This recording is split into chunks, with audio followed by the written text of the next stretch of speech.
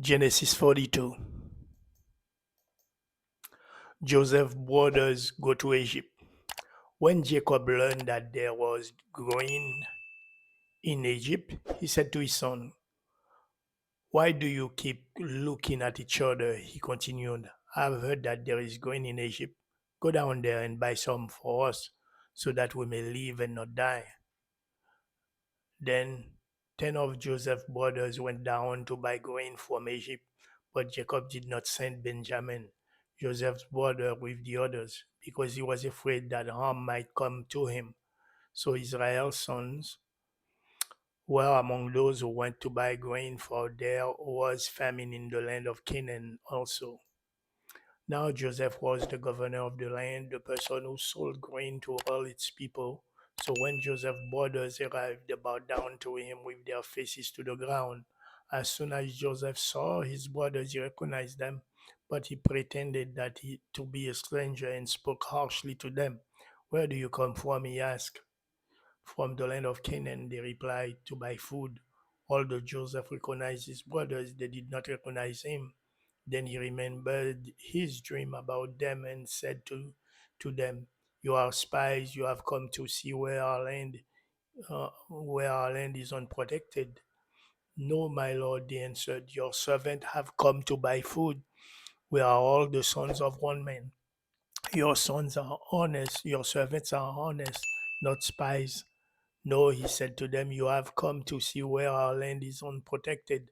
But they replied, "Your servants were 12 brothers, the sons of one man who live in the land of Canaan. The youngest is now is with our father, and one is no more." Joseph said to them, "It's just as I told you. You are spies, and this is how you will be tested. As surely as Pharaoh lives, you will not leave this place unless the youngest brothers comes here. Send one of your number to get your brother. The rest of you will be kept in prison, so that your words may be tested to see if you are telling the truth. If you are not, then as surely as Pharaoh lives, you are spies." And he put them all in custody for 3 days. On the third day, Joseph said to them, "Do this and you will live, for I fear God. If you are honest men, let one of your brothers stay here in prison, while the rest of you go and take going back to your starving households. But you must bring the youngest brother to me, so that your words may be verified and that you may not die." This they proceed to do. They said to one another, "Surely we are being punished because of our brother. We saw how distressed he was when he pleaded with us for his life, but we would not listen. That's why this distress has come on us." Reuben replied, "Didn't I tell you not to sin against the boy? But you wouldn't listen. Now we must give an accounting for his blood." They did not recognize that Joseph could understand them, since he was using an interpreter. He turned away from them and began to weep, but then came back and spoke to them again.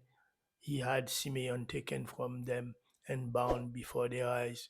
Joseph gave orders to fill their bag with grain, to put each man's silver back in his sack, and give them provision for their journey.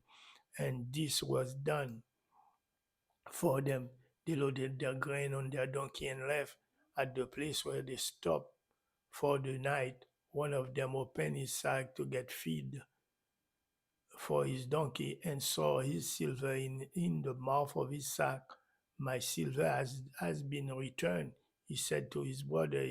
Here it is in my sack."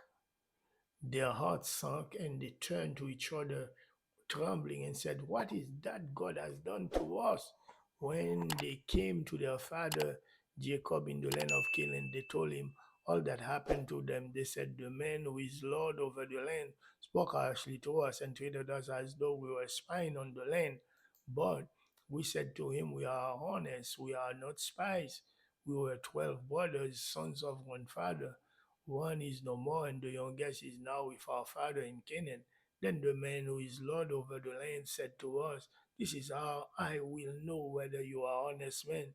Leave one of your brothers here with me and take food to your starving household and go. But bring your youngest brother to me so I will know that you are not spy, but honest man. Then I will give your brother back to you, and you can trade in the land. As they were emptying their sack, there in each man's sack was his pouch of silver.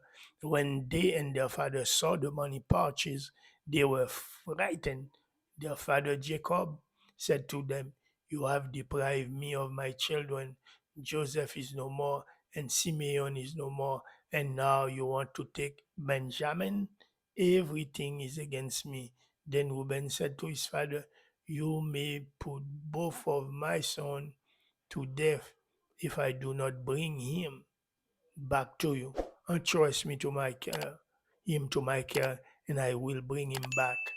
But Jacob said, "My son will not go down there with you. His brother is dead. He is the only one left. If harm comes to him on the journey you are taking, you will bring my grave down to the grave in sorrow."